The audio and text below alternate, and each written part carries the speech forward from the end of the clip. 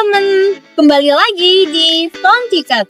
Tempat kita belajar konsep fisika melalui permainan. Nah, pada sesi kali ini kita akan membahas suatu permainan yang erat hubungannya dengan konsep fisika. Apalagi kalau bukan namanya telepon kaleng. Nah, pada telepon kaleng ini kan terkesan tradisional ya. Coba kita ubah telepon kaleng tersebut menjadi suatu yang modern, yaitu telepon gelas plastik. Yuk kita lihat sama-sama bagaimana telepon gelas plastik itu dapat digunakan. Ini adalah permainan telepon gelas plastiknya. Yuk kita lihat cara bermain telepon itu.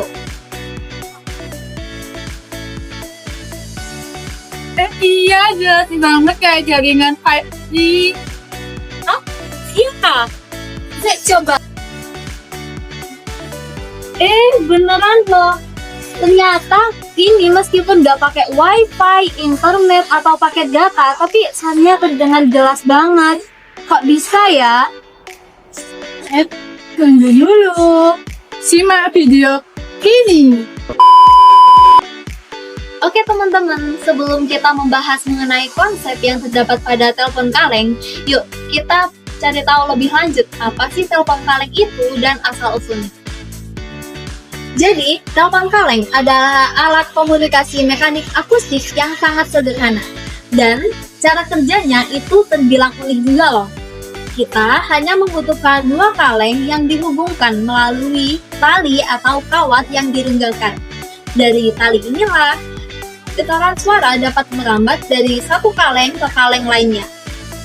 Walaupun telepon kaleng ini terlihat seperti permainan anak-anak, ternyata dia adalah hasil dari sebuah eksperimen pada abad ke-17. Yap, penemunya adalah fisikawan asal Inggris yang bernama Robert Hooke.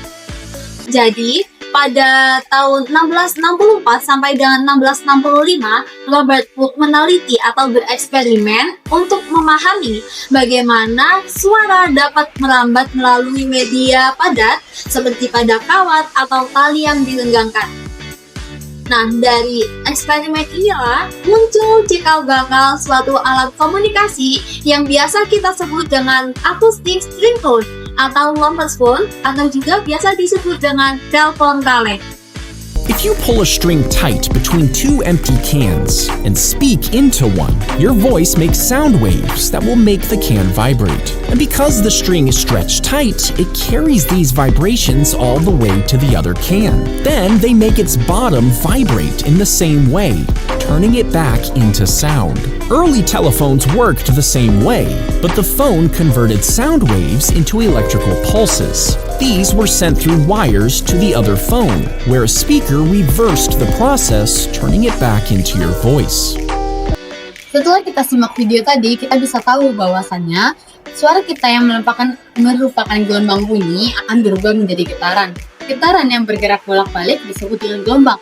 Pada fenomena ini, jenis gelombang yang terjadi adalah gelombang longitudinal. Gelombang longitudinal adalah gelombang di mana arah getaran partikelnya sejajar dengan arah perambatan gelombangnya. Artinya, partikel-partikel pada medium bergerak maju mundur mengikuti atau searah dengan arah perambatan gelombangnya. Pada gelombang bunyi, partikel udara atau tali saling menekan dan merenggang secara bergantian, sehingga terbentuk daerah rapatan atau kompresi dan daerah renggangan atau refraksi. Proses ini membuat energi suara merambat dari satu titik ke titik lain. Tadi dijelaskan pengertian gelombang longitudinal. Kalian sadar nggak? Telepon kaleng itu sebenarnya benar-benar berfungsi asalkan memenuhi syarat tertentu. Syarat utama yang harus digunakan yaitu tali yang dihubungkan itu saat digunakan dalam kondisi tegang. Kenapa alasannya? Karena suara yang dihasilkan itu sebenarnya adalah getaran. Getaran merambat itu membutuhkan suatu media. Jadi saat ada satu orang berbicara, bagian dasar kaleng itu ikut bergetar. Nah, getaran tersebut itu menghubung melewati tali dan berakhir di kaleng berikutnya. Proses getaran tersebut berjalan dengan efektif saat talinya tegang. Kalau talinya kendor atau dia terhalang oleh objek, suara yang dihasilkan atau getaran yang dihasilkan itu melemah Akibatnya suara jadi kecil atau bahkan tidak terdengar sama sekali. Secara fisika, fenomena ini dapat dijelaskan dengan konsep gelombang pada tali, di mana kecepatan rambatan gelombang atau V itu bergantung pada tegangan tali dan massa jenis tali atau mu melalui rumus P sama dengan kuadrat dari T dibagi oleh mu. Rumus tersebut dapat dianalisis bahwa semakin besar tegangan tali, maka semakin cepat juga gelombang merambat. Jadi, tali harus tegang agar gelombang yang dihasilkan di satu kaleng dapat merambat secara optimal ke kaleng berikutnya.